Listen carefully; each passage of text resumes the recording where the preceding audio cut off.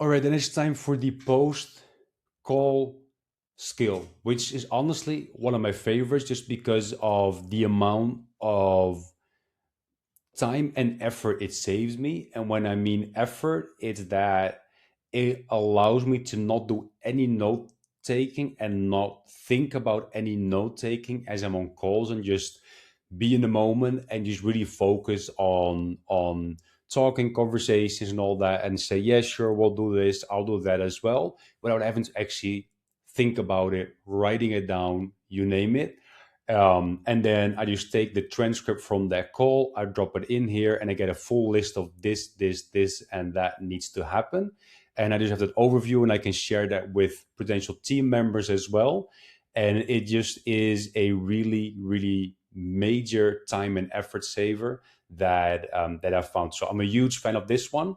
Now there are a couple ways that you can set this up depending on the tools that you're using, right? So I already showed you the connectors, and I'm going to show you quickly again. So there's Fireflies, for example. I've used Fireflies in the past as well as Fathom. I don't know if they have a connector. If not, then I'm sure they have an MCP, but it's potentially worth switching to Fireflies depending on what you're currently using and whether or not you are allowed or capable of switching. But having that natively in there is pretty helpful because then you can just say, okay, go into Fireflies, all of my calls today, run the post call skill. That's going to be super helpful. So let me show you how that works. So we're going to create that new skill, and I'm going to explain to Claude the skill that I want, and then you'll know exactly what I mean as well. Okay, this time I want you to use your skill creator skill to build a post call skill where I give you a transcript of a call that I've had, and then I want you to extract all the action items from the call for each party. So for me as well as for the other party, and I want those to be separated. So a list of my action items, a list of their action items, next steps that were discussed, and potential dates and timelines and deadlines as well as a quick summary of the call. And then based on that, I want you to draft a follow-up email that I can send directly after the call with just a quick summary of what we went over, summarizing the call and outlining next steps. Only trigger this skill on this command, which I can just say post call, for example.